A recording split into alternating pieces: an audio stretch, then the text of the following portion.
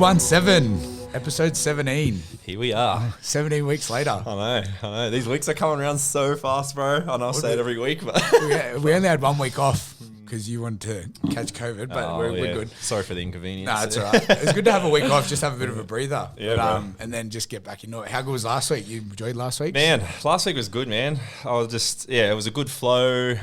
It just felt good, just being back here, and energy was flying, and it's just flowed into this week, I reckon, man. So like the energy out there today has been mad. I went out for a good walk this morning, and man, I've been really pumped for this today. So yeah, I feel like last week was just very smooth. Like a lot of feedback in that in regards to just felt smooth and relaxed, and people got what they wanted. The whole gossip thing was a massive topic to talk about. Yeah, man. Yeah. A lot of people resonated with it. Yeah. All right, so man, we got a little guest today. Yes. So I'll bring him in. So guys, we brought in someone for you today. We know we said we were going to do guests on every 5 episodes, but because of my inconvenient COVID episode, it's thrown the numbers out, but it's all right. So we got a special one for you today. Guys, so we've found somebody who I'd like to, high energy would be an understatement. All right. Crazy. Yeah. High energy, wild, unique. Man, you could throw so much out here for this guy. But look, guys, I'm just going to bring him in. Everyone would have heard of him before. A lot of our listeners would have heard of him before. He's known as the Glute Guru, Aden Gazi. Welcome to the show, brother. You listen to you talking me up, you little cutie. We're holding hands right now for anybody who can't see. It's beautiful. It's magical. It looks pretty magical. That's it. Man, how you been, brother? Man. Thanks for coming in, man. Really appreciate you giving us your time today, and we thought you'd be a really good asset to join the crew, and just give us a little bit of your story, just for anyone who doesn't know who you are, man. Give us a little bit of a backstory, like where you started, like, man, the whole Glute Guru thing in general is just like such a cool vibe, man. I love it. Like, I don't know a lot of your backstory, so I'm actually pretty curious myself to sort of know where it all came about from, and how you got such a good following too, man. Because like I watch your videos and stuff, and they're awesome, man. Like, they're so attractive, and like they draw me in, and just like the way you just present to the camera, man, is just unreal. So like I can see why you've drawn a lot of people to your like what you put out in your channel and everything like that. But tell us how it all began, man, and where the idea come from, and all that sort of stuff. So yeah, perfect. Well, first of all, thanks to these strapping young lads for having me on today. I appreciate the appreciation goes both ways. Yeah, I haven't done many, but I've done one other podcast. I think, many years ago, and I keep always saying, I'm starting a podcast. I'm going to start a podcast. Well, that's what we did. I never follow through with it. So you will after today. Yeah, exactly right. This might be something that gets me into that next step, gets that little bit of experience, practical application of getting on the mic. That's right. But no, thanks for the awesome rap, man. We'll start. Well, again, you probably don't know as much of the. I don't, man. No. Gamble, on the other hand, probably does, because it all kind of started with Gamble and myself together. That's right. At least on the G3 side into Glute Guru journey. So for anybody who doesn't know, myself and Gamble started G3 Fitness back. I don't know how many years ago now. 2010. Yeah. Oh no, maybe 2012. Yeah, it wasn't that long ago. It must have been 20. Yeah, I graduated in 2010, so it must have been 2012. Yep. Yeah, but I think you were doing PT for like about a year or two before that. And I remember it was actually because me and Gamble used to always just we didn't go to the same school or anything, but we were always just good mates. I just always had good respect for him. Yeah, right. We'd see each other at parties, whatever. I remember I put you in the master lock down at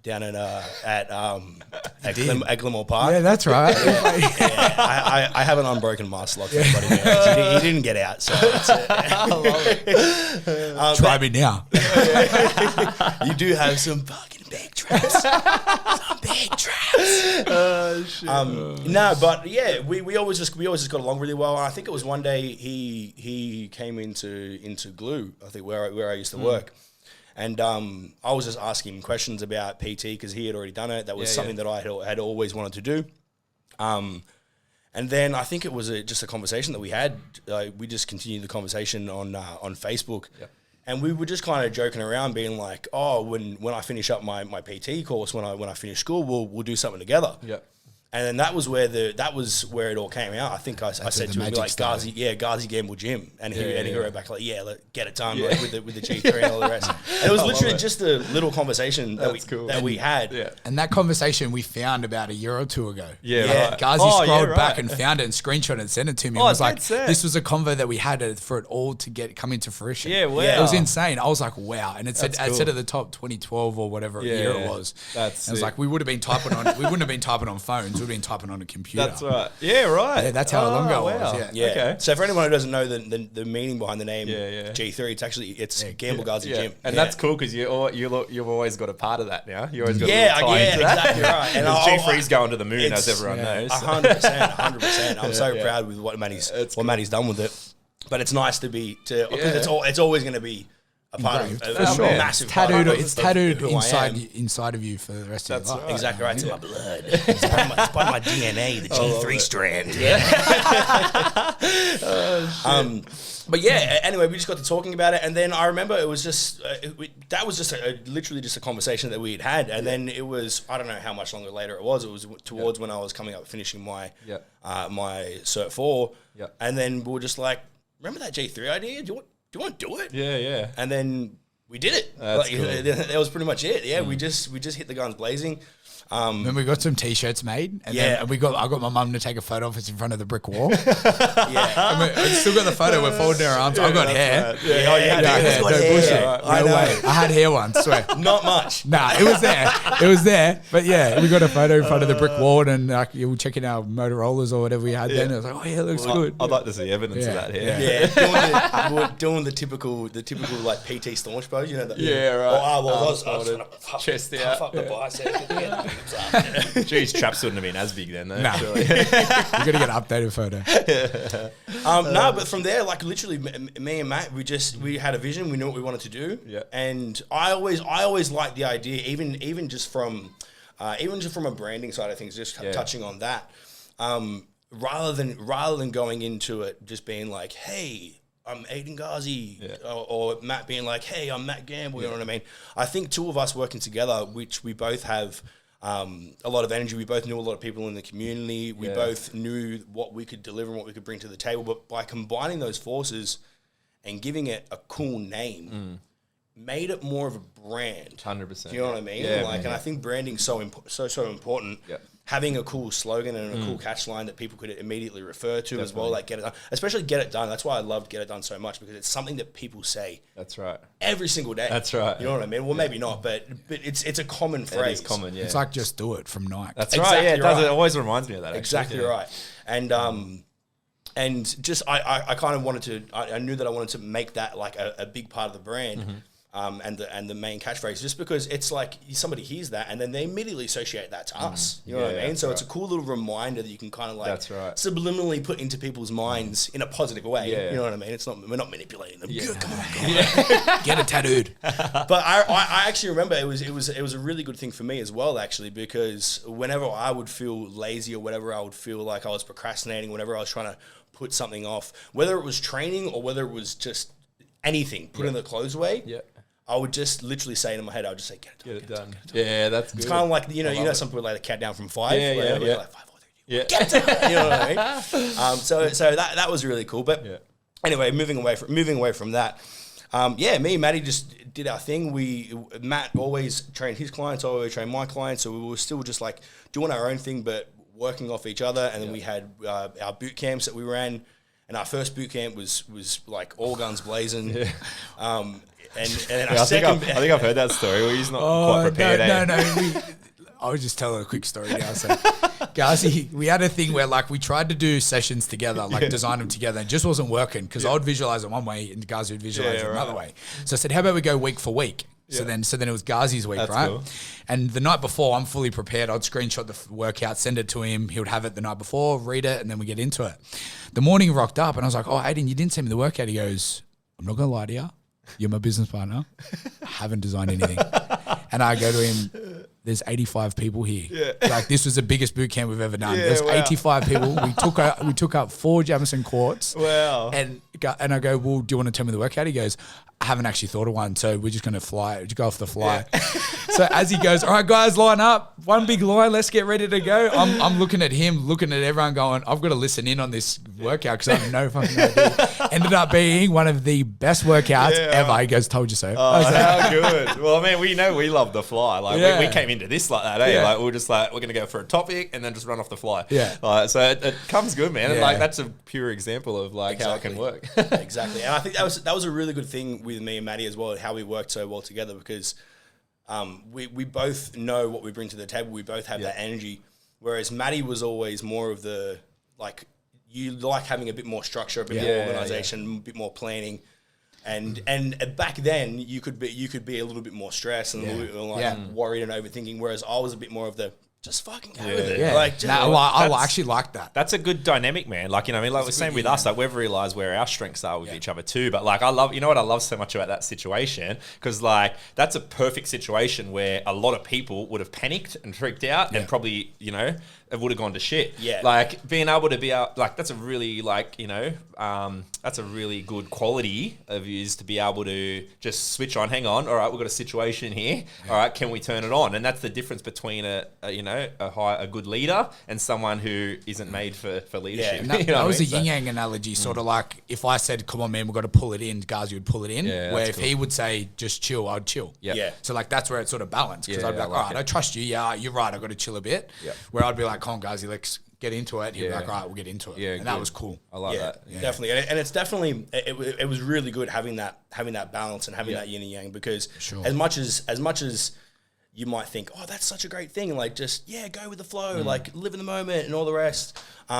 It's also not that great as well. In a lot of you ways. need a little bit of structure. That's what I've realized, so man. I find it very, very, very challenging. Like a lot of people in a situation like that, where they're just thrown into something where they have to make something up on the spot, would probably freak out.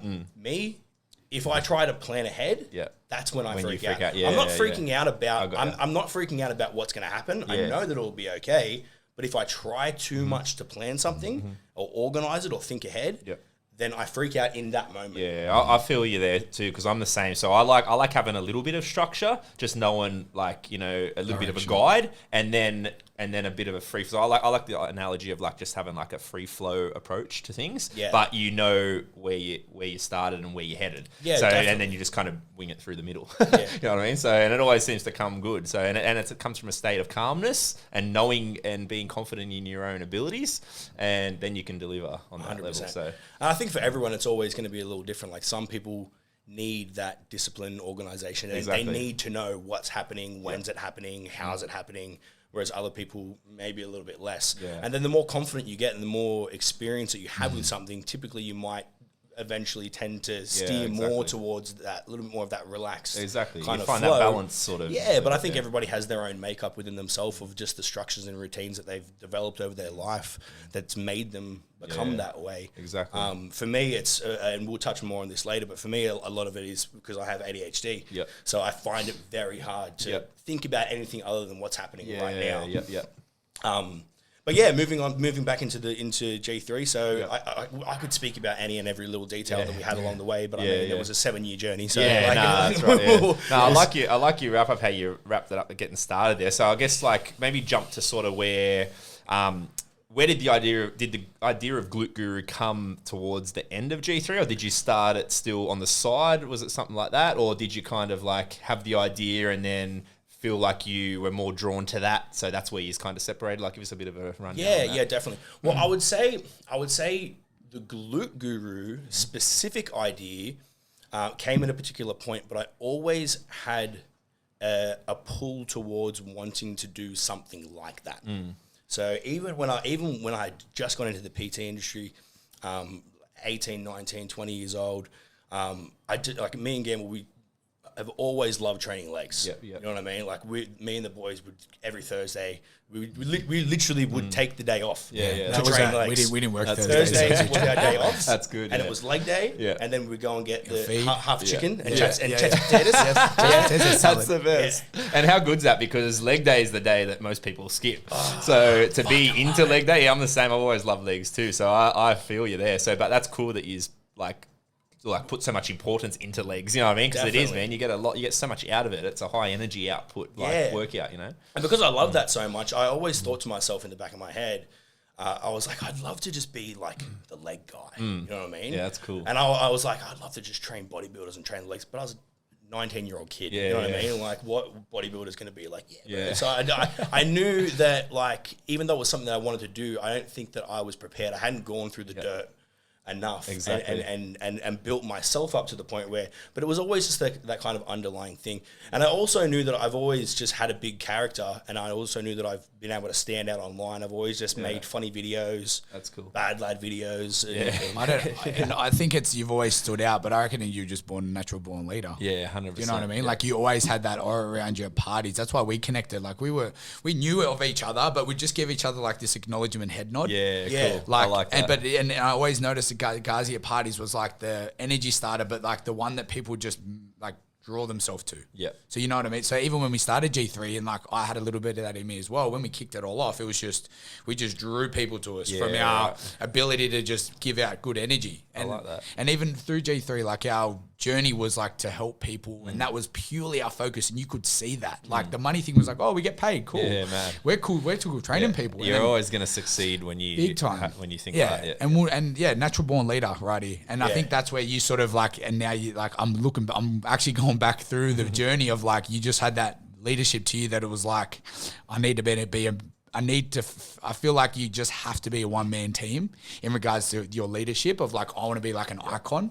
You know what I mean? And that's how I feel about it. Yeah, I like that. Can I ask you a quick question too? Because like I've always been really intrigued on just the whole like finding your niche type thing. So obviously like that's such a tight little niche, like definitely. Glutes specifically, like targeting at that for the branding side of things. Obviously it's like legs and everything. But like, was that in your mind, or was it more like you just were intrigued in training legs because you loved it so much, and then did the whole idea of like how important a niche is come into it afterwards? I've always really loved marketing and branding and stuff like that, and I have my dad a lot to thank for that. So he like raised me up. He owns his own business, so I just kind of listen to him. This funny. I know I'm diverting a little bit here, but okay. My dad used to actually we used to play this game where he would get the camera out, like the old fucking big school cameras, and then he would hand me any product,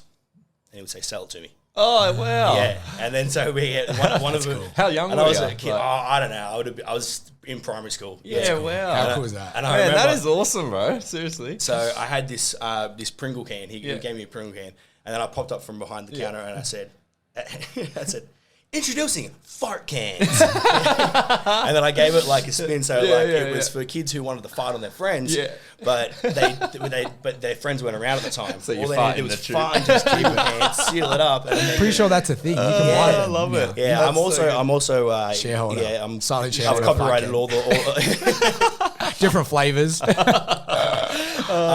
look, I guess the only reason I bring that story up is because I definitely have always liked the idea of marketing, and I'm definitely drawn towards all of that. And getting like values instilled in you from young like that's awesome. Like you wouldn't even have realized at the time what he was doing. But now hearing that now, I'm like, wow, that's like such a cool way of approaching children, I guess, like when they're younger, and just putting those sort of confidence and those qualities, like building that up like in a fun way. Especially with the camera in front of you, like putting you in an uncomfortable position. Where you're like, well, I'm going to overcome it. I'm going to start. And when you're younger, you've got more confidence, right? So like to jump in front of the camera, you think it's fun, this and that. Because like how many people are uncomfortable in front of a camera or even behind a speaker and stuff like that? Like awesome. Definitely. That's cool. I think that's what my dad probably saw in me. Cool. Was literally if you go through any video of my family as a kid, if the camera was on, Yeah. so was I. That's and awesome. It's still how it is. Biceps, It doesn't triceps, change. quads are on. Yeah. I love it. So yeah, I think that he just wanted to be able to kind of like channel that into That's something cool. else. It obviously works. So, But as for actually finding the glute niche, it was actually a bit of a funny story actually, because I always love training legs, and I really do love like researching into the science of stuff. So I always really enjoyed training like posterior chain as well, like glutes and hamstrings, just building strength and all the rest. And I had researched a little bit into stuff like through my earlier career, but not a hell of a lot. I kind of just loved training people and I loved being the energy in people's lives. But it was actually the thing that all kind of brought it into fruition was I was at a festival and I don't remember this because I was way too drunk and I snapped a ligament in my ankle. oh, Yeah, and I would love to tell you that it hurt, but I don't know. I don't even remember. But I can tell you how much it hurt when I was limping and walking home. I can imagine. And then I didn't actually even find out that it was snapped until about 2 or 3 weeks later. When I was like, I better get this checked. Yeah. But anyway, but that limited me to not. I couldn't squat. I couldn't do leg presses. I couldn't do lunges. I couldn't do a lot of like quad focused movements, but I wasn't going to stop training legs because I love training legs. So I was like, okay, cool. Well, I'm just going to need to start doing more posterior chain exercises, more glutes, more hamstrings, and I had to come up with more exercises and find more ways to be able to train. It made you get creative, basically. So I had to get creative. Exactly right. And then I noticed really good results within myself. A lot of my clientele was already all female anyway, and they started getting really good results. And I was like, this is cool. Like this is I'm getting some great feedback here. And then one day, one of my clients, I was just helping her out. I don't even think it was a PT session. I think I was just helping her on the gym floor. And she was like, "Oh, Gazi, all these exercises you give us, they're so cool. You got so many glute tips and tricks. It's like you're the glute guru." Oh, wow. And I was like, Ding, ding, ding, ding, ding. fuck, I am the glute guru. How good is that? That just gave me tingles. And then it all just came, and it all just made sense. I was like, fuck, I remember when I was a kid, I always wanted to like be that guy and all the rest. And then as I was maturing into my career, I was a bit, I don't know how, I was 25, 26, I don't know. But yeah, so then I had just had this vision and had this idea in my head, and I was like, I had never even really, I didn't really go on Instagram all that much. Was never really a part of like the Instagram like scene of looking things up or whatever else.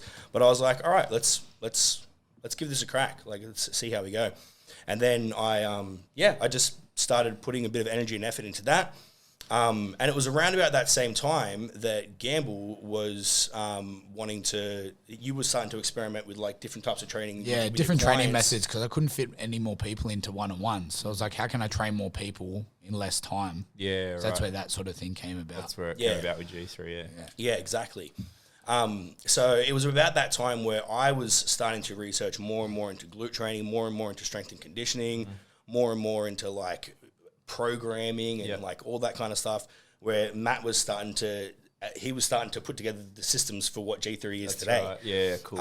And then Matty came to me with the idea of G3, and I loved it, and I always knew it was going to work, and I 100% knew and 100% backed him on it, but it just at that point Didn't align with you. it didn't align with the vision that I had. Yeah. And I remember I tried for a while to be like, nah, just go with it. And I remember we had the chat at World Gym, and I remember I came in and sat, I was like, Matty, like, I love you, but I don't think I can keep doing this. How did that? Like, did it take you a while to get the like? Yeah, it courage took me to a little talk while about to get the confidence up to say it. But not really, because I knew everything was going to be okay. Yeah, good. For both of us. Yeah. For both of us. And I remember telling him, I said, you take the G3 name because it works really well for everything that you're doing and everything that we've built up. That's cool. Like, I've already got this Glute Guru idea that I can kind of like back myself on and kind of like start fresh with. Yeah. And I told him, I go, we'll just go with it and we'll see what happens. You know what I mean? And there wasn't a doubt in my mind. Like I did have a couple of doubts around things at the start, but it wasn't because I didn't believe in Matt. It wasn't because I didn't believe in the idea. I always knew it was going to do really, really, really well. And obviously it has, because of the crazy amount of effort that you've put in and the amazing system that you've built with G3. But the doubt was only there because I doubted myself in whether that was what I wanted to do. Yeah, that's right. Do you know what I mean? Yeah, I understand. And just because I was just starting to go down a little bit of a different path. And then from there, I actually went on to doing a little bit more online work. And Maddie went through and started the foundations of what G3 is today. And to be honest with you, the first year I enjoyed it. I liked it. But it wasn't really giving me everything that I needed and everything that I kind of thought that it would. And I think it was very much because I love being in front of a camera. I love putting my energy into a camera, and I love putting it out there and sharing all that information with the world. But I wasn't really getting it back because I had to work less with my clients. Yeah, right. Me and Maddie weren't running the big boot camps, and we weren't getting that engagement big and energy from people all the time. Well, we can relate to that because we've spoke about that before. Since obviously lockdowns, you're not having the engagement with members since gyms have been closed. So like, I get that completely. Yeah, because you get so much energy like circulating when you're in that type of environment. So it does feel like a loss, doesn't it, when you don't have that around you all the time. So 100%. And I think a lot of people are probably suffering with that right now with with lockdown and everything as well.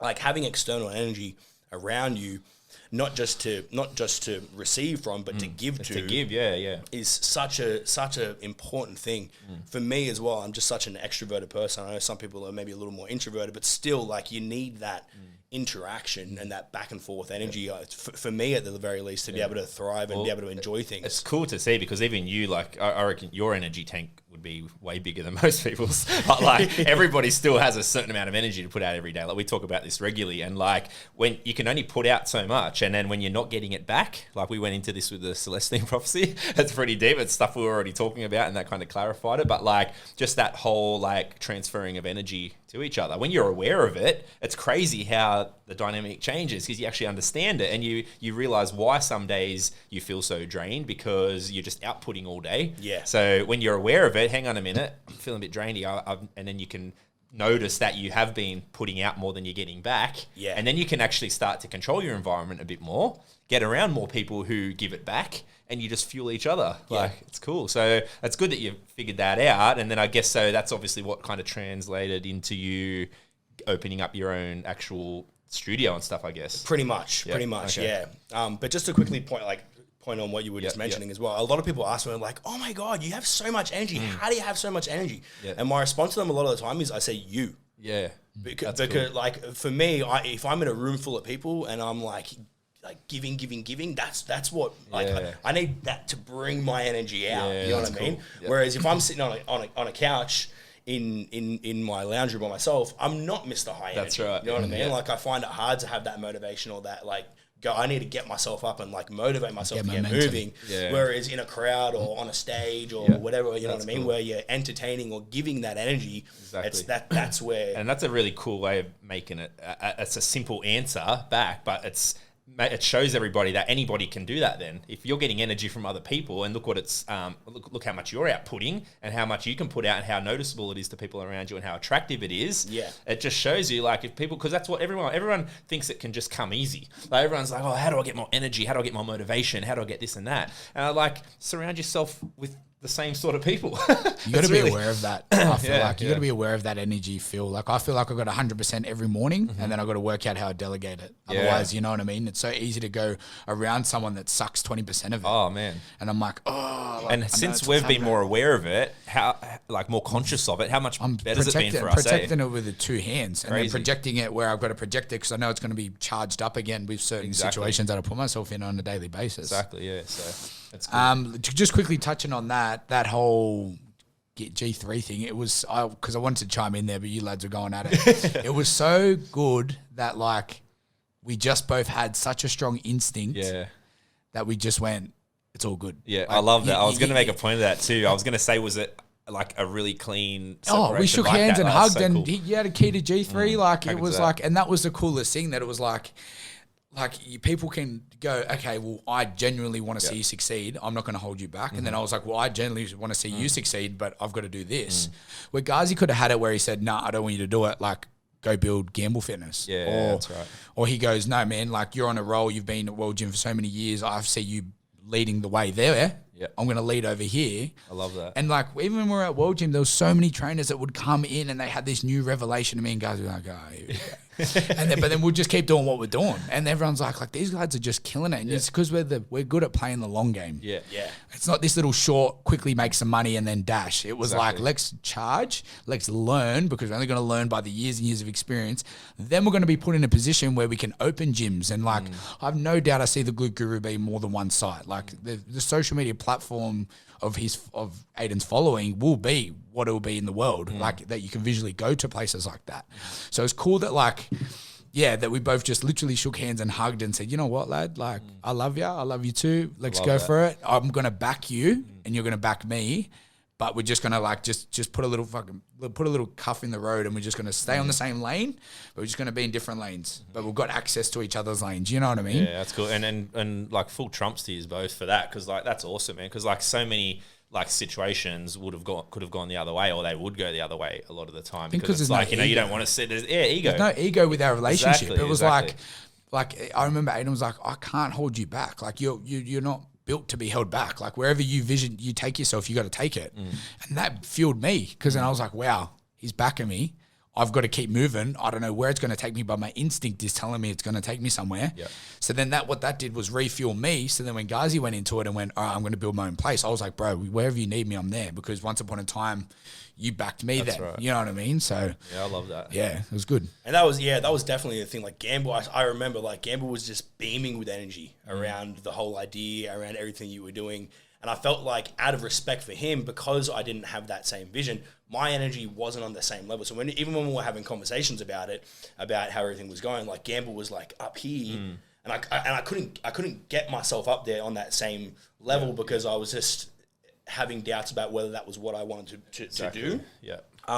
So it was like a matter of us both setting each other free. You know what I mean? Yeah. Because I didn't want my perspective to dampen his energy, and then also I didn't want to be kind of like, if you hung around, leaving myself in a box where I was just questioning myself as to whether this was what I wanted to do. Exactly. And then literally after we had that conversation, I don't ever really once remember there being any feelings of worry or doubt about whatever was going to happen. Like we both just had that confidence. I think we always had that confidence in us, but like since day one of doing boot camps and stuff, like it was just engraved into us to just want to help people. Like sort of like if you when people like, if someone's like analogy of like there's 6 doors opened and like they're like, I don't know which one to take because that one says this and that one looks like that and that one's green and that one's big door. Like, where do I go? Because I know I'm going to get it wrong.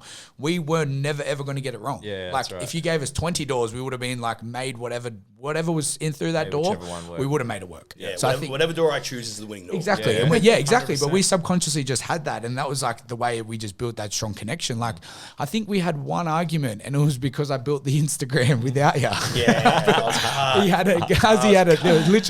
Gazi had a nap and I'm like, hey mate, I built the Instagram, this is the login details. I've uploaded our first photo, blah, blah, blah. And he goes, can I give you a call? I'm like, yeah, bro, what's up? And he's like, look, man, like it's just, I know to some people this probably sounds weird, but like, can we just delete it and restart it? And I'm like, what do you mean? Because back then it took 20 minutes to do it. I'm like, what do you mean? I've already started. This is the login details.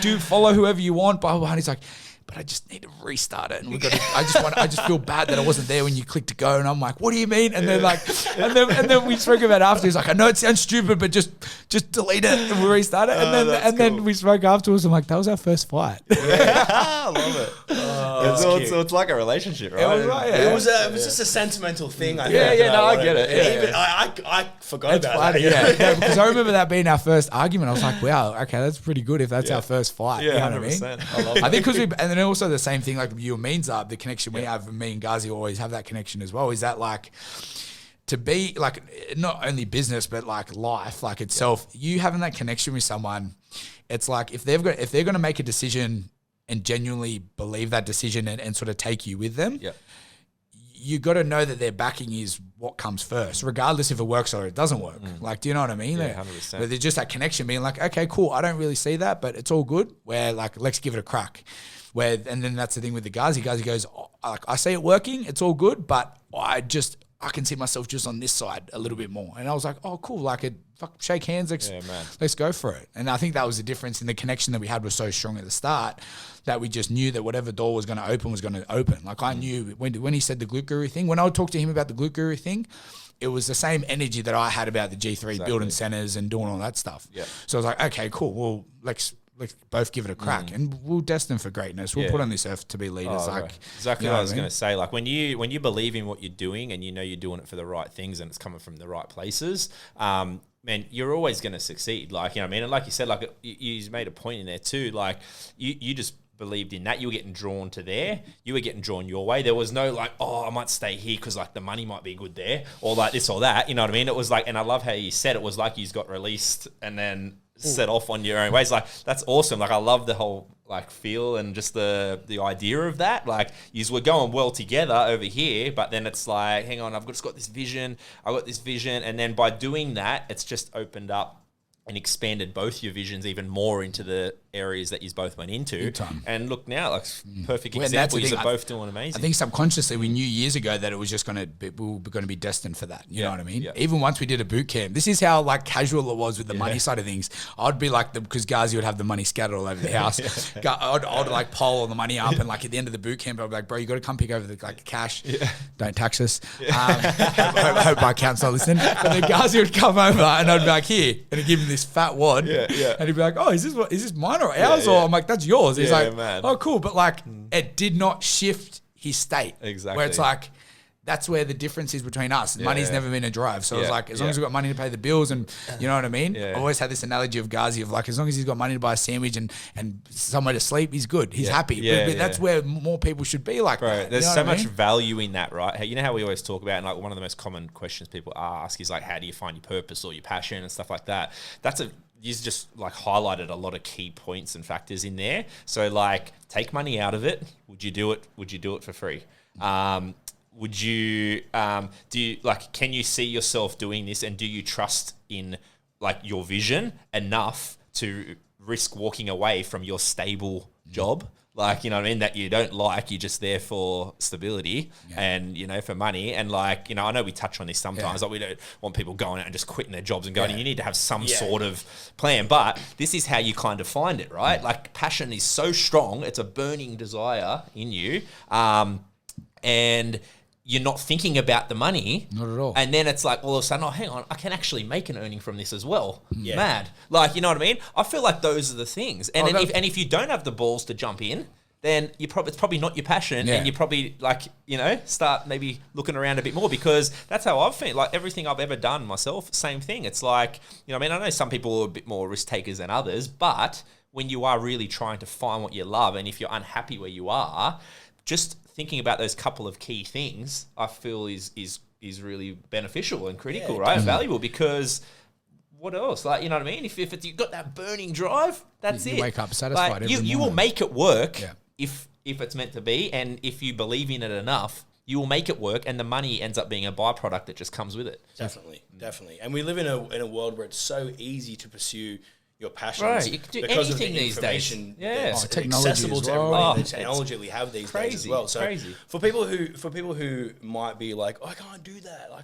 can't just jump ship and quit my job. Don't do that. That's dumb. Work on it after. It started as a little side. Have a feel of it, and then if it feels right, if it feels good, and it's, you know, looks like it can have a bit of traction, you get it to a certain step, but it's always going to take jumping right in. Like we always talk about the dipping your toes analogy. Like, it's never going to be your main thing if it's a side thing. Yeah, well, that's exactly what I was actually about to bring up. Is I have a little analogy for that as well.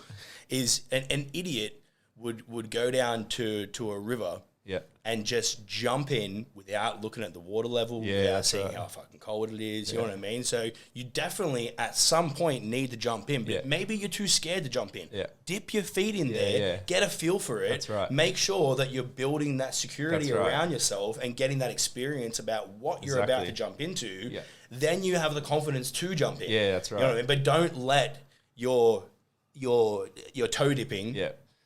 You know what I mean? So many Like people get stuck be there. your consistent state and stuck there. That's why I think a lot of people that's where a lot of people stuff up, because they sit there just with their feet dangling in the pool for too long, and then they're like, oh, and they're unhappy. They're like, you know what I mean? And then they're torn between the two, and then they go into the whole overthinking shit. Yeah. Which just, Even with the overthinking stuff, but like you go to yourself, oh, what if it doesn't work? Well, then it didn't work. what if it does work? Like, well, exactly. But like, that's the thing. Like, you can ask yourself anything. Like, my car might not work the second I get in there, but I think it might. Yeah, that's I feel like it will. Yeah. You know what I mean? Having that feeling of like, oh, this might not work. What if it doesn't work? Well, then it doesn't work. Exactly. It happened. What happened.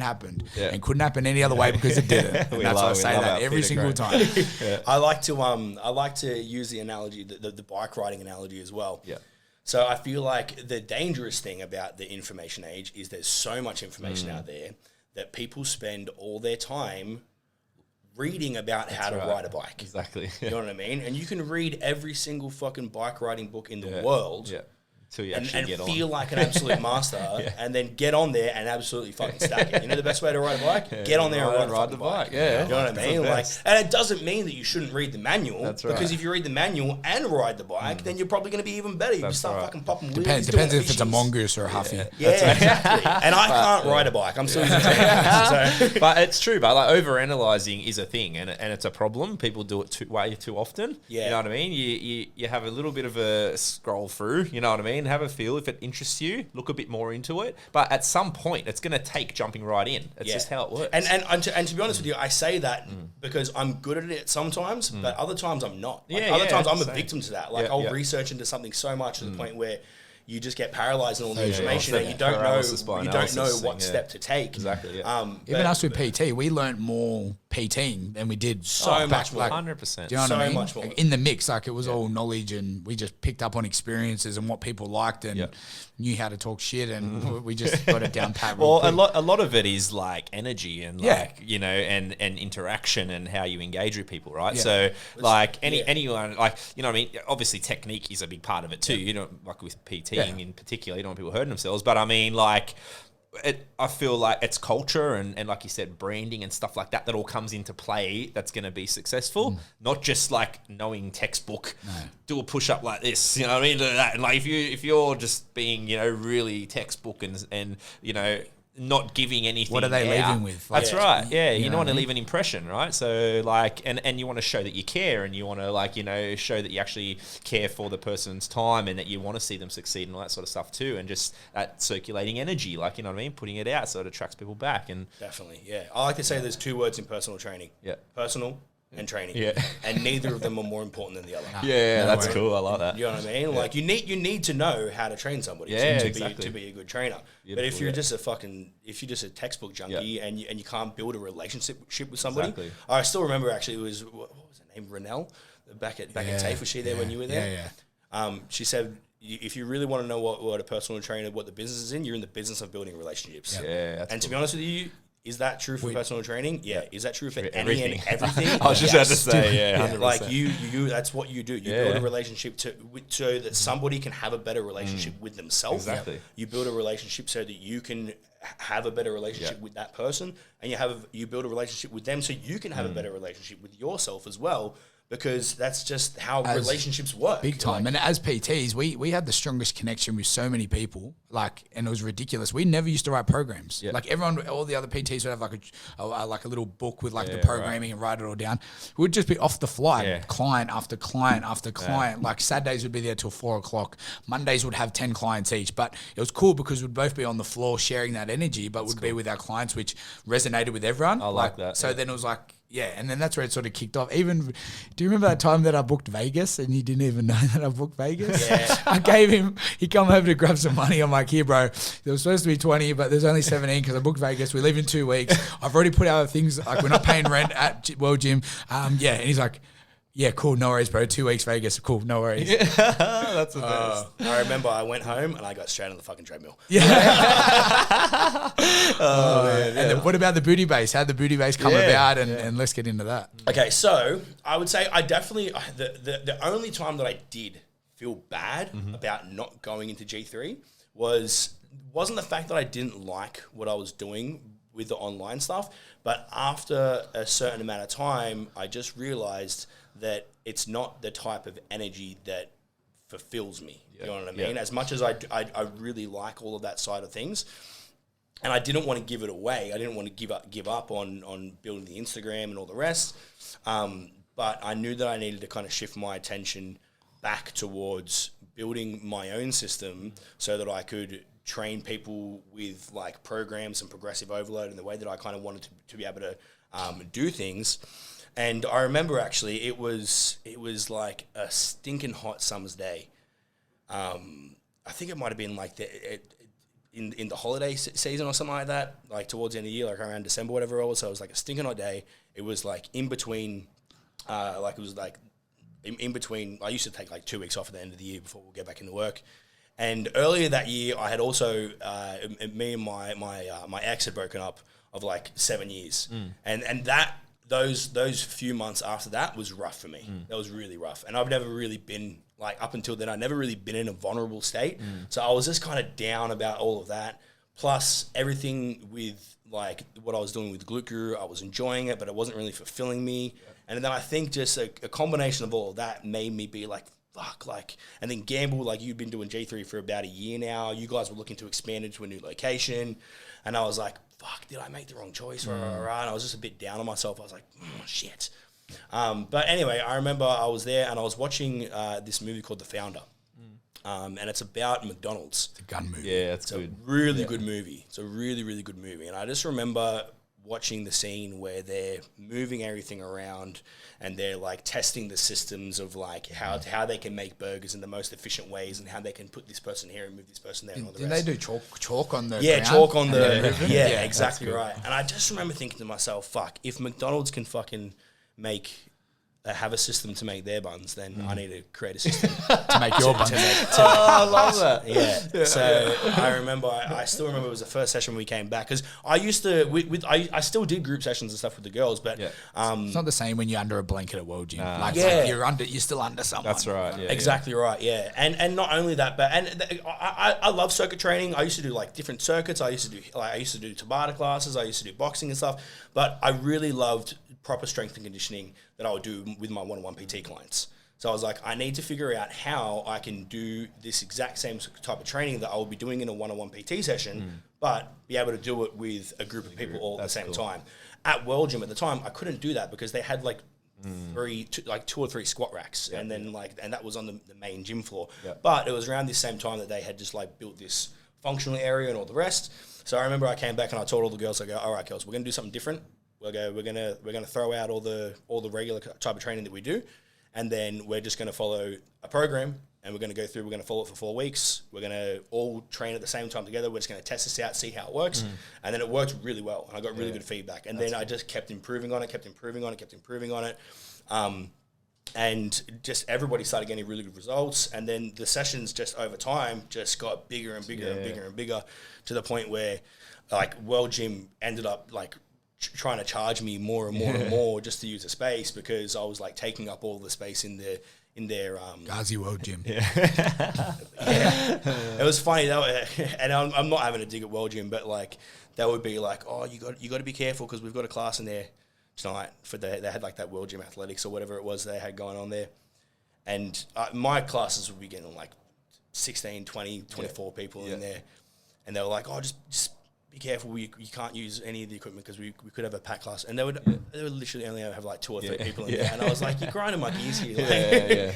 Well, that's cool, man, because like I guess that's the sort of thing that ends up getting you starting to get innovative, right? And thinking, okay, how can I make this work better? And then I think we spoke, and you were like, I'm going to have to build my own place. Like, it just doesn't fit in World Gym, and it just doesn't work. And I was like, well, I've done it. Like, I was just about to say, that's so cool, right? Because now you're kind of going now into the road of how G3 started. You wanted to accommodate more people with G3. That started going that way, and now that's where you're at with this. And then as I was building that, Gazi was putting his energy into the online platform, which is absolutely killed. What you're following now? 150? But it's just under 150. You're about 6 days off a blue tick. And then I actually got an email yesterday, and it was a fake email.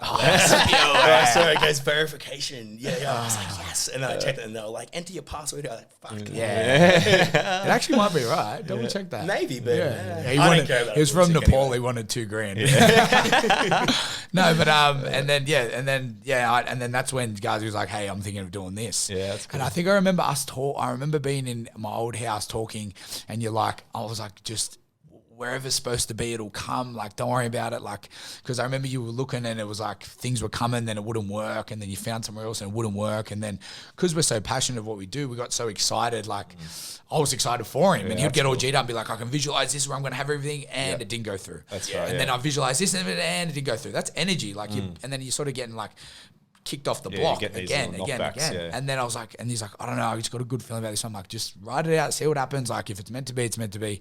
And then I remember getting a text message. I remember my heart lit up. It was like, hey, bro, got the spot. It's the one. I was like, wow. We speak about that a lot too. Like, look at every G3 location's been like that. 100%. You know what I mean? And then that's why now we just think like, oh, one falls through, it's not meant to be. Yeah, On exactly. the next one. And then it's always ended up a better location when the first one hasn't. And it's always hard in the moment. It is, yeah. Then you get your hopes exactly. up. But that's the key to it, right? You got to not let it knock you back, because otherwise you're just wasting energy in the situation that didn't work, right? So start putting that energy into a new opportunity, and then they end up showing themselves. Exactly right. Because it was actually, I think the first place which I had my eyes on was G3. Oh, right. Where G3 Penrith is now, because that's when you guys were going to be moving to a bigger location. Yep. And I had already, I already had the vision in my head about wanting to open up a gym, because I was just like, this system works really well, and I want to be able to like do this at scale. Yep.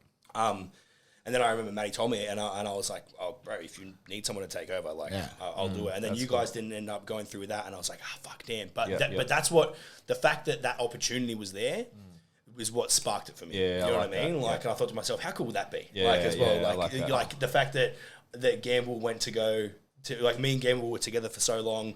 Gamble went to go do G3. I was like, nah. So you started to get a little attached to that what idea. I want right now. Gamble expands. I go on my journey, figure out that I found my own way to be able to do what he was doing, and then take over the little the place that he was doing. But that didn't happen, and that's completely fine. You know what I mean? Yeah. And then I kept searching, like Gamble said, for different places, and just nothing worked out. And then it was actually to be honest with you, the point where I'd kind of given up. Yeah, I could tell, because that's why we had that conversation. I was trying to jam it into you, like, just keep going. Like, yeah, exactly. And I hadn't given up, but I was just like, I'm just gonna... You're going to have a breather. Yeah, exactly right. I'm not going to keep getting my hopes up. Yeah, I'm just going to just see what happens. And then the place that I had actually applied for, what happened was, because you guys know Throwax?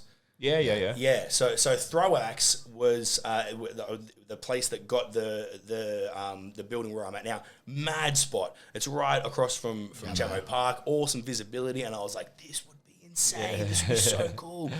And then I fell through. That's what left me disheartened. And then I got a call about 2 or 3 days later from my real estate agent saying, hey, there's a place that's literally just down the road from there. Some like, there used to be some axe company or something that was in there. Yeah. And I was like, oh, okay, cool. Like, all right. And then it turns out that when Throwax moved into there, the booty base opened up, or That's what was to become the booty base. Yeah, awesome. And to be honest with you, now looking at it, it's actually a way better location there for what we do anyway. Yeah. So it's based in the driveway. You big roll, like, you've nailed it where you are. Yeah, exactly. So and then the booty base was born, and then I could go into every minor little detail about it, but I just wanted to be able to build a place that was absolutely badass, but purely for females, to be able to go there, feel safe, feel strong, feel empowered, be training in a tribe of like-minded girls who are all supporting each other. You know what I mean? And also just make it the place that people call home. Yeah, exactly right. A place that people call home because of the community that's there, and because of the energy that's inside the building. Yeah, that's cool. And it's like I've missed that so much, like over the last like however long with the lockdowns that we've been in lockdown. But yeah, I'm really excited to get it back. But and it's hard. I will say one thing that's hard is juggling running a gym, running multiple social media platforms and also running an online training program, and then have a personal life, and then having a personal life, which I don't have much of, to be honest, which I'm okay with. Yeah, because that's it. Like for me, the thing that I literally enjoy more than anything is doing what you do. Being at the booty base and training the girls. Like, it's literally the best part of my day. We spoke about that too, and it's like that's what it is. Like when you love what you do, you're not working. What do they say? When you love what you do, you won't work a day in your life. But it's literally true. Like it's like me now. Like I've literally, man, like I fit personal life like in around what I do because like I love what I do so much. You know what I mean? And then it's like, but what also too, it makes you appreciate that time that when you do get to yourself as well, you know what I mean, or with your loved ones or your partners or whatever like that. So like that's what's so cool about it too. But I just wanted to really highlight something cool, right, that you just made me think of when you said about looking for locations, right? Because I feel like this is where a lot of people get caught up with stuff when they've got like these, you know, big goals and things like that they want. This is why visualization and stuff is so cool, right? Because the booty base was born in your mind already, right? You knew what it was looked like, you knew how it was going to work, but you just didn't have a physical spot for it. Exactly. So you can have your dream. And this is where so many people get caught in this middle area, right? Because they think about the process in getting there too much. And sometimes that process part is like what puts people off because it seems daunting. It's like, because when you really break down, you think, shit, to get to here, I need to go through all this to get there. When you take that away, which is the key to like setting goals and achieving goals, is setting your goal, forget about that, and then come back to the start of the process and just do what you need to do, which aligns with that. And then one step at a time, you will get there. So you already had that vision in your mind, which was so cool. And then you just hold on to that. And then eventually the right place comes along. Yeah. Right. Definitely. So so you just work your way through the process, and that's where the gold is really. Yeah, definitely. And I think that's a pro and a con with the kind of like mindset that I have about things, because I feel as though I find it very hard to plan and organize things and take things in a step-by-step sequential way to be able to get towards my goal. But I know what my goal is. Mm-hmm. Do you know what I mean? So if I have a vision and I can be like big future-based, but then the steps to get there kind of make me feel a little bit confused and daunted. But I don't let it. I just believe and know in where I want to go. Exactly. And then I know that I'll figure it out. Well, you trust in what you're doing. Yeah, exactly right. And if I don't figure it out, I'm going to figure out how to have fun along the way. That's right. And then also it comes down to core values too and beliefs. Like if you believe in the universe and God and know that you're being looked after with how much positive energy you're projecting. And we project positive energy on a massive level. Exactly. Like how many people come through the doors at G3, Glute Guru, listen to the master mindset. Like we're energy givers, like, do you know what I mean? So being put in a position where you have to give energy on a consistent basis, it obviously builds up and builds up. So then you've got to find time to do your personal stuff. Then you've got to find time to work out your goals, and you've got to find time to, and it no doubt can get overwhelming, especially with your following. Like it's, you know what I mean? Plus the booty base and all that. And then if you want to dive into how you control all that with the ADHD and stuff. Yeah. So we'll do a little segue into the ADHD. So I always assumed that I had ADHD my whole life. I don't know if you've noticed how much my legs are bouncing right now. They don't stop ever. But I never really wanted to do all that much about it because I don't know. I didn't know about it enough. I just wasn't educated about it. And I kind of thought that like taking medication for it or whatever would like change your personality and stuff like that. But then it was around not long before I decided I wanted to start opening up a gym. I was like, I need to get my fucking life together. I was sorting a few things out in my life, especially after going through a breakup of being in a relationship for 7 years. I was like, all right, I need to sort some shit out because I've got some things I need to work on. And that was definitely one of them, because you might look at me as Mr. High Energy, Mr. Fun, Mr. Rah, rah, rah, rah, and that's a really good positive of ADHD, but there's a lot of really hard things that come along with it as well.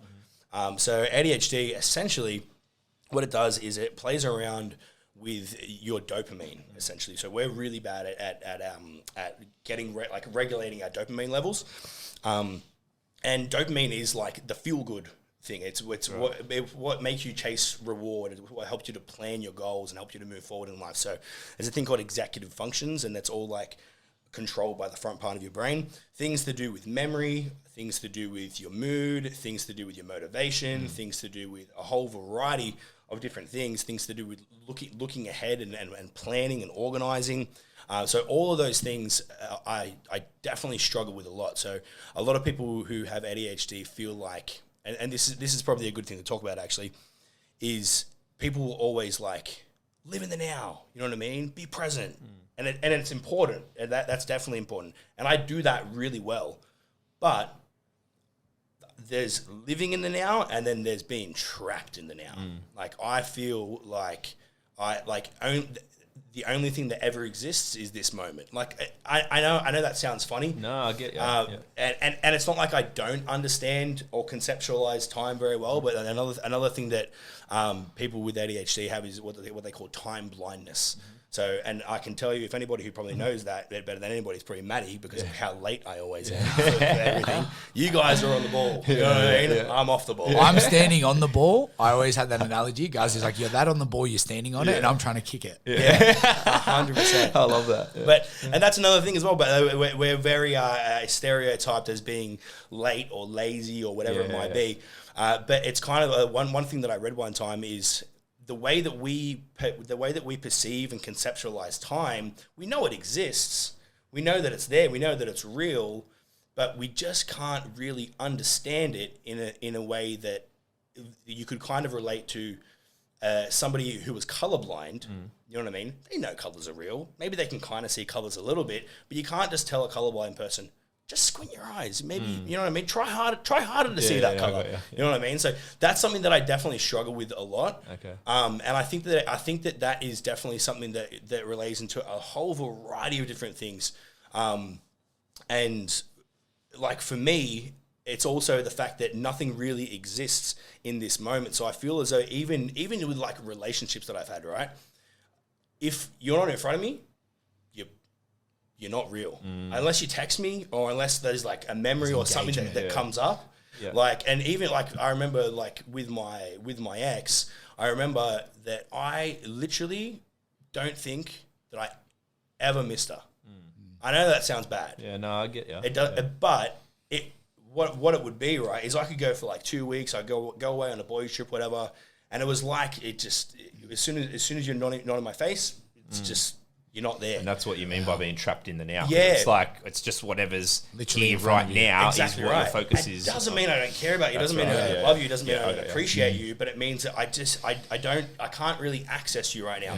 I would see her after being away for however long. Oh, hey. And then, but then when I see her, it's like, fully in. Boom, everything hits. I'm like, oh my God, I fucking missed you so much. Come over here. Do you know what I mean? It's like they were just like kind of like trapped in whatever. I don't even know how to explain it. I get that, man, because like I have that to a degree where I'm a very present person like that with certain things. I don't like to let, like, same sort of thing. It's not about like not missing people and stuff like that, but like I don't like to let other things affect what I'm doing in the now. Yeah. If you know what I'm saying? So like, for example, like when I was in my isolation here, right, for 2 weeks, couldn't see my girlfriend, couldn't see my son for 2 weeks. So, and we spoke about this and I was like a lot of people would have done this and I could have let that happen. Like, oh man, like that's so shit. Like could have let that be a problem the whole time. But like, instead I'm like, no, I'm not going to let that make this time worse. That, like, you know what I mean, or make it a bad time. Like, make the most of the situation of what it is. So I'm going to accept it. Okay, I can't see them for that time, but I can FaceTime them. I'm going to be happy with that. That's great. So, but I don't like to let things affect other things, like, at all. So, like you said, like when you're away, for example, like I completely get it. Like you're away, but like you're in the moment then. And it's like, if you're just thinking, oh, I miss my girlfriend the whole time, like, you can miss them, yeah, like, of course, like, you miss them, but like, it's like, but there. You're not, like, thinking about it the whole time, because then it takes away from that experience, right? Yeah. So, like, that's coming from, like, the best place possible, what I'm trying to say here. So, like, I miss people all the time, but I'm like, don't let it affect what I'm doing over here. Like, I've got to show up, like, in my life, I've got to show up to different things, you know, in different ways. I've got different businesses. I've got like for example, the podcast, you know, we've got to show up to this, like, you know, and this is expressing ourselves in a certain way here. And then, like, I've got my other business where it's different type of interaction. So it's like, you've got to be a little bit different over here. So, like, I can't be thinking or bringing something from another area into this because it's going to affect that and it's going to be different. You know what I mean? Yeah, so, definitely. With the, I like those two analogies, by the way. With the ADHD, do you feeling medicated? Do you feel like it sort of balances you? Like now that you can look into future stuff and balance it all out rather than being trapped in the now? Yeah, so does it work for you? Like, yeah, definitely. I just quickly wanted to just touch on just one more thing about that. Is another thing that I find it's been kind of like trapped into here that I find that it does affect is also, again, looking into the future, but the commitments around that as well. Like, I find it very hard to commit to something because I can't super see it happening. Yeah, you know what I mean? So, like, I think, but that's why I'm also very go with the flow. You know what I mean? If I can see the big picture, if I can hold on to that somehow, you know what I mean? Then I know that if it feels good back here, yeah, exactly right. If it feels good here, then that's okay. But I can't fully commit to it, and it's also just a very distracted mindset where things are just buzzing in and out of your head all the time, and you're very like overwhelmed with things. But yeah, it definitely faces a lot of challenges. And to be honest with you, it's hard. It's actually hard to explain sometimes because I'm still learning to understand a lot of it myself. Yeah. And explaining it in a way and articulating it in a way to somebody else who might not necessarily, you know what I mean? Go through. And I think everybody does to an extent, but I don't know because I've only ever lived in my own brain. You know what I mean? Maybe I'm just a regular bloke, and I'm just Your name's Joe. And I'm just talking shit. No, you know, and I was making excuses. That's one thing that I actually hate. Is I thought of a cool way to explain it the other day. Yeah. Is I hate. I've always said when I first found out I had ADHD, I was like, I'm not going to let it define me. Yeah, exactly. You know what I mean? Like, I'm not going to let these things be an excuse. Yeah. You know what I mean? But I think it's the more that you understand things, the more that it explains a lot of who you are, but you can't excuse it for who you are. Right. Like, just because you understand something about who you are or an experience that you've had that now defines who you are, that explains where you're at, but it's not an excuse to let that dictate how you live your life moving forward, because no matter what you have in your life, you have one thing, and it's choice and it's decision. Yeah. You know what I mean? I heard a thing once, and it's really relatable to that. If something's a problem for you, it generally means you don't understand it enough. So, like, you know what I mean? So when you get more of an understanding of something, it's not really a problem anymore because you get it. And if it just doesn't work for you, then you can, like, you know, address it differently or not have that around you, or so, you know what I mean, or move to another direction. But like when you actually understand something properly, like it's just have obviously more clarity with it. You know what 100%. I mean? So, but I get it too. So like I just for your own reference too. So I had ADD as a kid, so I didn't have the hyperactive part of it. Yep. My younger brother was really, really bad hyperactive ADD. He was on like Current Affair and everything when we were kids. Oh, wow. Yeah. So like really, really full on. Like, and he was on a Current Affair because he was such a severe case of it. I don't know what to say case because it's just a thing, right? But he was on so much medication, like handfuls of stuff, right? But then it was in our family. I had just the attention side. I had to just struggle with paying attention. Like I'll be in classes in primary school, the teacher's talking, and stuff never sunk in. That's why I never read a book until I got really into personal development, because I would read and the words are just going in my eyes and out. You know what I mean? Like just not sinking in. So I can get it to that extent. So it's cool, like, to sort of just hear it from your side and relate it to the more hyperactive side of it. Yeah, so definitely. Now I guess it's become for you a thing where now you know how to control and actually use it for your advantage, I guess, and make it work for you rather than against you. Yeah. Which is obviously good in any. And I mean, it's a blessing, to be honest. Like, I'm really glad that I have it. And you might have found, like, for yourself. So the thing about ADHD is they think that we have really bad attention. Not true. It's actually not bad. It's actually not true at all. We just don't know how to direct our attention into the future. Exactly. And into things that are fucking boring. Exactly. Yeah. Like, when you're interested in something, excited about full attention, yeah, right? Exactly right. So we have a thing called hyperfocus as well. Right, yeah. So for you, the reason why you probably couldn't listen to or learn anything in school is because it was fucking boring. What's wrong with geography? Yeah. Spell it. Yeah. J. shit. Matt, what's a thesaurus? Who's asking? It's a muscle. No, but for you, I mean, like now that you're reading books that you're genuinely interested in at yeah, this I point can of your focus life, it now. like you can probably really get a lot from that. So it's Exactly. almost like a superpower in Exactly. that sense. Whereas just doing things that are boring. So for whether you have ADHD or not, doing things that you enjoy are more enjoyable, and you're going to be more inclined to do them. Exactly. So find the things that you enjoy and let them fuel your life. It's like what we it were doesn't saying mean there. that you shouldn't be doing the boring things as Exactly, well, yeah. and Still going gotta through do the that. dirt to do the, and you know to get things done that need to be done. But if you can find a way to channel your energy into things you truly enjoy, then that's a fulfilling Well, life. isn't that what life's all about? Bro? Yeah, Like, exactly you know what I mean? right. Like, if more 100%. people could live off that analogy of like doing things that you like to do, like it's literally everyone's got a blueprint of what they like to do. Everyone's got a blueprint of their beliefs. Everyone's got a blueprint of the way they feel. Exactly. Channel it into all positive things and just do things you like to do. Like Exactly. work in a place that you like to work. It's like we all have decisions, as you said. Yeah. Another thing I wanted to touch on, how's your spiritual state in regards to your analogy of life and sort of your direction and sort of what are your sort of your blueprint of like your way of life? Like obviously you got the free flow and stuff like that, but what would you sum up for that? Yeah, it's a deep question. It's a deep It question. is a deep question. Yeah, we're getting Real deep. And yeah, look, I didn't touch on the medication stuff as well, but I'm definitely pro medication. Yeah, Medication's yeah. helped me so much, Yeah, so cool. so much. And maybe we can touch more on what happened recently if you want to. But I'll Let's go into that, and Wanna then go into that and then first? we'll go into Yeah, it okay, after. cool. Okay, cool. Actually, you know what? Because I think that would be almost a good segue. Yeah, Oh, yeah, cool. So I've taken medication for ADHD for the last probably 2 years. Yeah, right. Daily, and it helps. I don't take a very high dose. I take enough to be able to help me. Some days I take it. Majority of the time I take it. Sometimes every now and then I won't, but Yep. irrespective of that, it's been a long time. And what it does is it helps your brain to be able to produce more dopamine so you can get through life, so you can focus, so you can be more attentive, so you can focus on things that aren't so boring and drown out the distractions. And it's helped me a lot, especially with, like, for me, working on my laptop, Yeah. when I used to find that such a big struggle. Like when I'm training the girls, I don't need to take any medication. Exactly. My external environment is my medication. Yeah, I'm that's loving it. I'm enjoying it.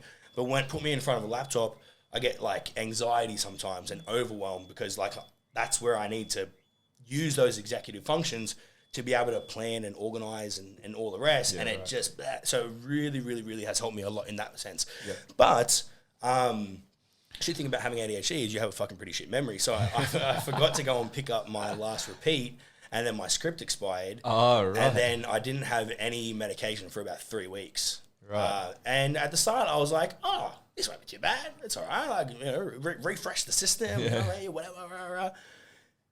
I was wrong. Yeah, right. I was really, That bad, I was was it? Like- really wrong. Really, really wrong. It was about maybe 48 hours afterwards. I just started feeling just unexplainably negative. Yeah, right. I started feeling like really lethargic, really just unmotivated, just questioning life. Yeah, wow.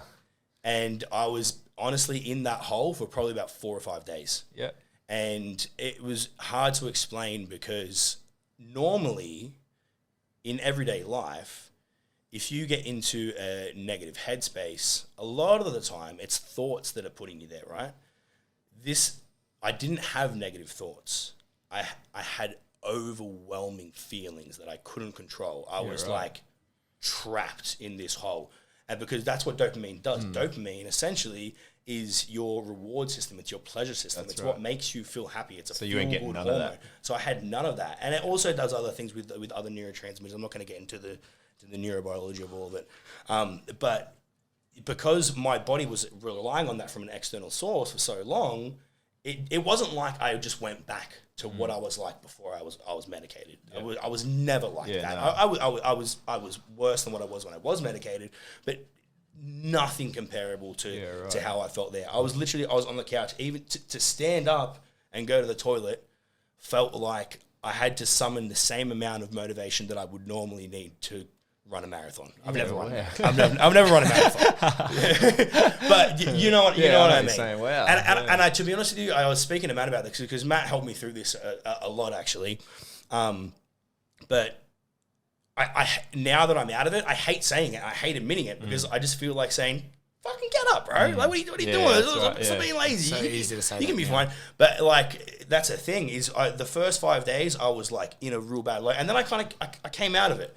But then I would drop into it again. And I actually found that it was triggered mostly by whenever I would go to do work. Okay. Because I found that I'm assuming that maybe just because humans are habitual creatures, I sit down, I open my laptop, and then I'm thinking to myself, okay, cool, I need to start getting into work. Normally, at that point in time, my body's seeing all of these visual things and thinking, okay, cool, we're about to get a hit of dopamine. Yeah. We're about to go to fucking town. Got ya. You know what I mean? But how good's this? And then it didn't come. Literally, okay. I sat there a few times and I just broke down and cried for no reason. Yeah, right. I couldn't think at all why. I was like, why? I wasn't even thinking, why am I crying? Yeah. I was just unbelievably sad. Wow. Wow. So for me, what that really did was put a lot of perspective into how people might be made up, not because of their thoughts, but because of their physiology. Yep. Do you know what I mean? So I feel as though, because everybody, at the end of the day, we're all just chemicals that are whizzing around and interacting with each other because of the choices that we make, because of our external environment, because of our internal environment. And we have our psychology, we have our physical self, and then we have our physiology inside and everything that's going on. And there's no way to really understand that. You know what I mean? Like, there's no way to be like, yeah, I've got like high levels of whatever else. Like, I don't know, maybe you can. But that's why I really like educating myself around the science of things. I did recently put a podcast onto Maddie with this like neurobiologist, because I feel like I sent it to you. The dopamine one. It's because it's not anything that's like a motivating podcast like like the Mastered Mindset. You know what I mean? If you want to get motivated, come around. But it's education around things that the chemical processes that go on inside your body that can help you to understand yourself a little bit better. Right, yeah. And help you to be able to potentially take action to be able to avoid or enhance particular situations in your life. And for me, going through those lows that normally I knew that I could think my way out of, gave me perspective to be like, maybe there's a lot of people out there who are really unmotivated, who don't take action, because maybe they just have lower chemical levels than what I do on a regular basis. You know what I mean? And I think it's really important to know and understand that the actions that you take and your external environment and what you do, your physical like actions is always going to be able to influence your internal self. You know what I mean? Exactly. So, but you have to remember it from the other way around as well. You know what I mean? Like your physiology is also going to affect your psychology. So for me, normally it's a balance of both. For everybody, it is every single day. You know what I mean? Like you're sitting on the couch feeling unmotivated, whatever it is. You need to psychologically get yourself into movement to be able to get up. Well, I get that some days with working out. Like obviously everyone gets it. Some days you don't want to train, but I know I feel better every time I train. Yeah. So like I had it yesterday. Actually, I struggled, man. I like pushed myself through my workout yesterday afternoon, and it actually wasn't until right at the end, like the last literally few reps, then it started switching like over, and then I sat there for a second and I felt awesome after it, but it was a full grind to get through it. And if I was any weaker minded, I probably would have like not finished my training session. But like I know I need to finish them, and I know that I'm not going to get anything out of not completing something. So sometimes you do have to talk yourself into it a bit and push yourself into it just 100%. To release those chemicals and actually, bring them on, because they're not just going to come, like you said, they're not just going to flow all the time. Exactly right. Exactly right. And I'm the same as you. A lot of the time I win those battles. Like when I'm in just a regular state of mind. Yeah. And sometimes I don't. Sometimes I don't, and then you regret it afterwards, and then you feel shit. Yeah. But this was the first time where whenever I was in that mood, I knew that I had to surrender to it. Yeah. Like I couldn't get myself out of it.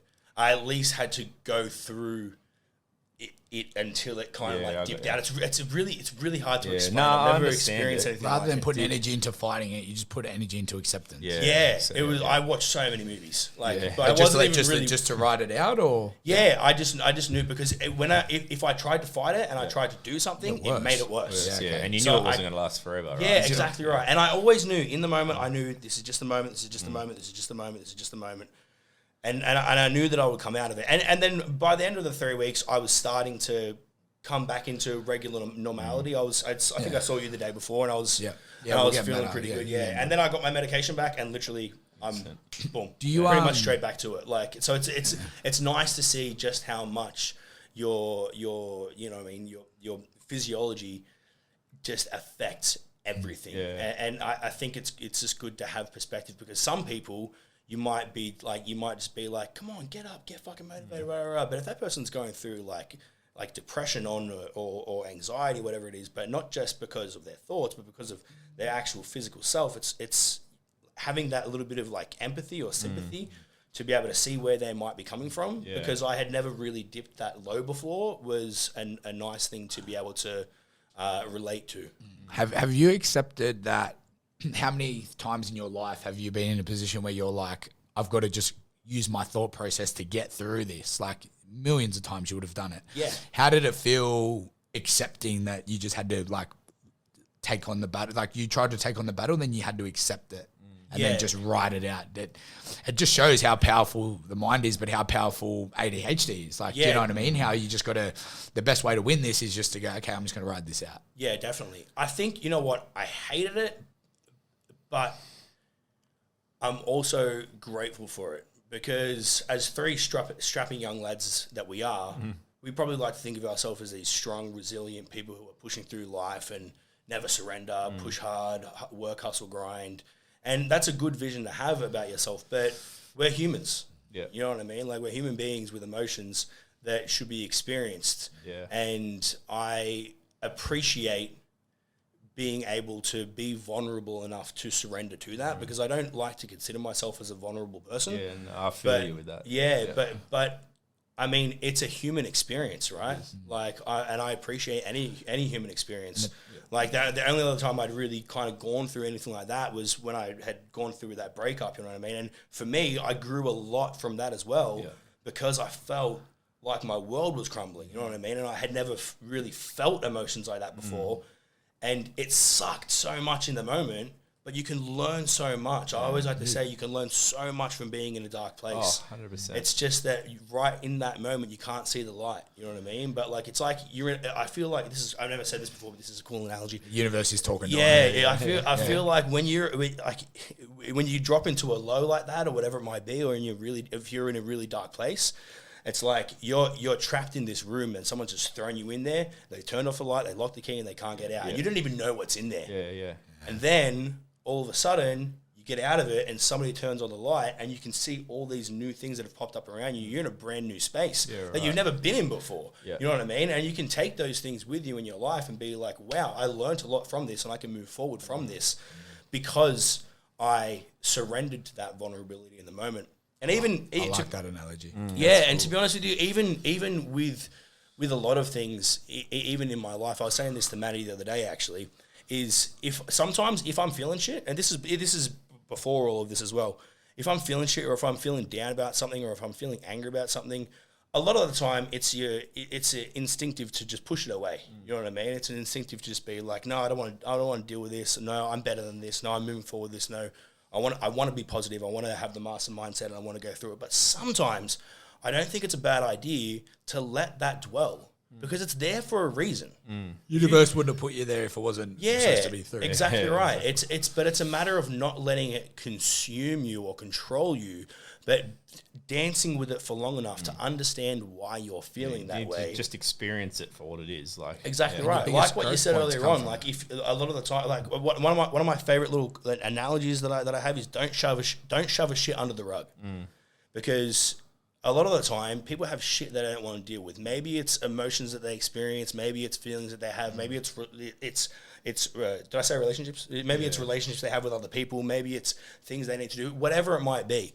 But a lot of the time, people don't deal with things because they don't want to get their hands dirty, or they don't want to feel a certain way, or they don't want to smell that shit, so they shove it under the rug. But what I like to say is you can shove a shit under the rug and you might not see it, but that shit's sure as hell going to keep fucking stanking up your life until you deal with it. Exactly. You know what I mean? Or why not just have an experience of picking it up with your bare hands, and then you can tell everyone about the experience of dealing with the shit. Exactly right. Our biggest growth points have come from eat a little bit. You know maybe a little dig. Maybe throw it in meal too. Put it in Fitness Pal. No, but I love that analogy. I knew you were going to say that. I thought it was a blanket. I forgot it was shit, but I knew you were going to say that analogy when you started No, I told you that. I said did. stop shitting in the blanket. No, but it is true, but like, because it is like emotions, they stir you up, and it's uncomfortable. That's why so many people shove, like, you know what I mean, shove it under the rug. And like, I've been like, you know, a victim of that myself. Like, I've done it a lot, and like, especially with what we do as well. You know what I mean? You feel like you need to always hold this certain sort of standard when you're in like a leadership type environment. But you still, it really does build up, because like I find I'm good at it. Like I can sort of contain it like to a degree, but then I always need to process it my own way and sort it out. But like, you can easily, like, it's so common to get caught up in shoveling it and hiding it. Definitely. And it's always going to come back. If you can have that analogy of like, I'm going to learn something from this, and then find something that you learn from it by dealing with it and going through it. Sometimes those are our biggest lessons in life, is learning to get through some shit. You know what I mean? And you go, okay, you know what I mean? Like, you break up, like, same deal. Like, you go through that shit and you realize, oh, well, I didn't die. Do you know what I mean? I didn't die before. I'm not going to die after. I'm like, going through those things, it puts you in such a vulnerable state where you have to learn so much about yourself. Exactly. You know what I mean? So instead of having that whole, oh, this is shit, it happened to me, I feel shit. It's like, okay, this is a shit show. It's not going to last long. Let me just work out how to get through it, and I guarantee I'm going to learn something from it. Exactly. Well, it all comes back to what we're so big on now, and it's been game changing for us. It's just like really, really adopting that art of the acceptance of everything, right? Like, because like, I literally tell myself all the time, like, I say this to myself every day without fail, is just like, no matter what happens today, like, I do it before bed. It's like when I talk to the universe every morning and night. Whatever happens today, I just completely trust it's happening for a reason, and I completely trust it's just trying to teach me something. It does not matter what it is. Like, it's hard to have the will to adopt that, but if you just really, really try, like, you know what I mean? Not like, I always say to myself, like, how can anything ever bother me, or how can I ever be annoyed at anything or get stressed at anything if I just believe it's happening for a reason? Like, I've been saying to people a lot lately, right? I've been so big, and this is gonna fucking blow your mind, right? Because it's been blowing my mind. I actually haven't said to you about it. I wanted to do a post about it. Everybody brushes off the simple shit, right? Everyone thinks things have got to be complicated to have meaning or to be purposeful, right?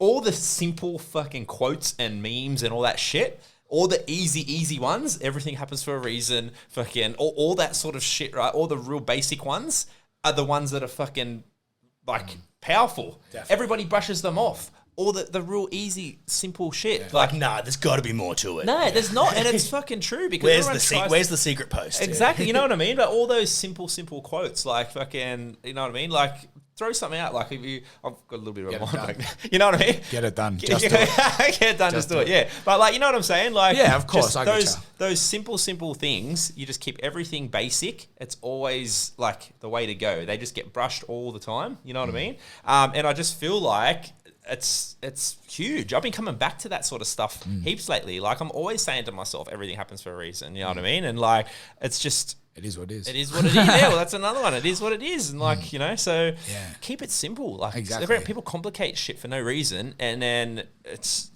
just accept everything for what it is. Big time. All right, guys, give us a spill. What's your thought process and spirituality into regards to life, and wrap this bad boy up with a bow tie. Yeah. Like, how do you feel about the whole being on this earth, and sort of like, where do you see it, and how do you sort of visualize it? And look, I don't put a tremendous amount of thought into it, but I definitely, and I haven't really had a conversation about it in a while, so I'm just going to kind of ramble. But I'm definitely not a religious person in any way at all. But I wouldn't say that takes me away from believing in the energy of the universe, if that's what you want to call it. But I believe that it's literally, I literally believe that. I believe that everything is energy, and energy intertwines and interacts with anything and everything that we do. And I believe that people speak about the universe, or people speak about themselves in the universe, forgetting to realize on a very scientific level that you are the universe. If you're speaking about the universe and you're in it, you are the fucking universe. Yeah, that's right. You know what I mean? It's even got the word "you" in it. Yeah. You know what I mean? It's sitting right there in front of you. Right. You know what I mean? You just make that up. So I look. That's kind of my stance on on I guess the connection of everything, but I just believe that it's so important to be able to accept and give energy in a way that flows through with things. Like, you know what I mean? Like, in reality, like, I'm you and you're me. Yeah. Like, for example, the words that I'm saying and the sound that's coming out of my mouth and the way that I'm moving my hands so you can visually see that is your reality right now. Right. And then those sound waves traveling through, reverberating off your eardrums, are then being processed by your brain and then becoming thoughts in your head and then being perceived to be a part of who you are. And then I'm looking at you nodding and saying yes. And then we're having this interaction right now. But really, like, on a I don't know how you would explain it, like a scientific level or whatever you want to call it. Like, there's all very physical things that are happening with that, and they're all real. Yeah. And it's just our perception of them.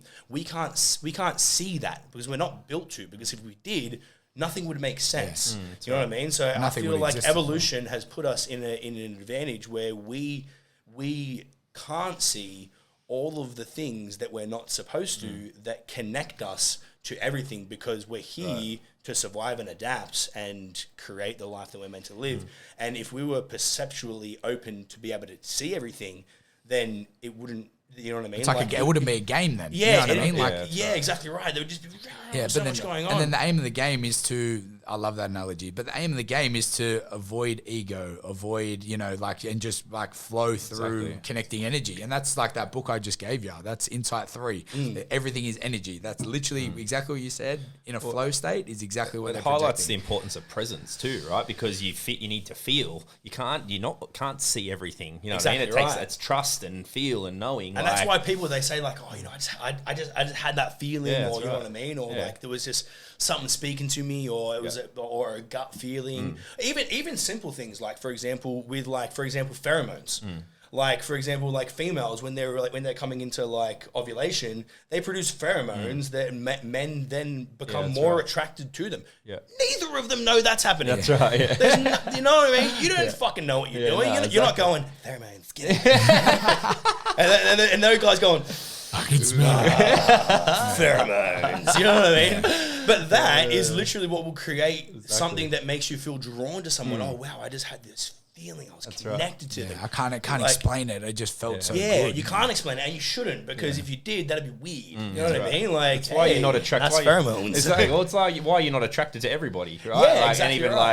And even friends, like opposite sex, anything, like, you know what I mean? And it's like why you feel so often when you're around different people, when it's like, oh, like, you know, when you say, oh, like, I don't like your vibe or something, or, you know, or I really like this person's vibe, you know what I mean? And giving off that high energy, it's attractive. So like, that's all the shit you can't see. So like, we're all in just bodies. Like we're energy. Like energy is what a simple analogy of it is everything's made up of atoms, and so is energy. So that's like when you break it right down, you can see atoms. And I mean, that's you're actually putting that out. I like this saying. The studying of atoms is atoms studying atoms. Yeah, that's cool. It is. Yeah, that's right. Yeah, so. I love this, and also just a shout out as well, Gazi. I just want to appreciate you for the nails. That's right. That's been cool. I've been biting my nails since I couldn't tell you how long. You know what I mean? And Gazi sent me this massive message. I've got to give him credit on this platform. Yeah. He sent me this massive message, and it wasn't what was in the message as much. It was more that you had the effort to send me this massive message. And I read it, and it made perfect sense of how I can get over this habit that I've had since I was little. But it was the effort behind. I thought he literally sat there, and he's like got 150,000 followers, and he's dealing with all these people, and he literally sat there and took the time to write down this massive message. The effort that went into it was just as important as the system to get over it. And it's been 5-6 days. Yeah. And that's the thing. The way he described it was amazing. And I just quickly want to touch on it. Like I've just got to take a photo of my hand every single morning. So my subconscious thoughts at the start were like, oh, fuck, you're just so shit. Yeah. Like, what are you doing? And I've literally overcome everything in my life. So it was come at a perfect point that was like, well, if I've overcome every single obstacle in my life, I will continue to do that, that's what I'm put here for. Why can't I do it with this? Why can't I do it with this little simple gesture, this little simple habit that I do for 18 years, you know what I mean? So what do? You take a photo every morning? I take a photo of my hands every single morning. That's the first thing I do. And at the start, and now I'm starting to get all right because they're starting to grow a little bit, but and I do tempted to go have a crack. Don't get me, there's one that's looking at me all day, every day, but I'm like, I'm building resilience and strength. But it was the shit feeling that at the start of, like, I'll get Gazi in a sec to go over the way he did it, but at the start of it, it was Gazi wrote in there, you're going to feel shit. Yeah. you need to feel shit. Yeah. Like you need to get through the shit feeling, because then when you start to appreciate it and that you put in effort to get over it, not by your nails. That relates to everything, right? That relates to, that's exactly right. It relates to everything. Once you get through the shit part and you start acknowledging, because you're putting effort into it and it's working, you're going to start to appreciate the things that you've overcome. And now I feel like I can overcome anything. It's such a small thing, but I'm like, okay, well, subconsciously I was doing that. Yeah. Like, you know what I mean? I was seeing that. I'm like, oh, it's just a habit. Yeah, and that's cool because he's keeping you accountable for it too. 100%. The effort that went into it. But yeah, I thank you for that. I really appreciate it. Yeah, that's good, My pleasure, bro. My pleasure. Yeah, it was when it was from a podcast. Actually, I was listening to one of your podcasts from.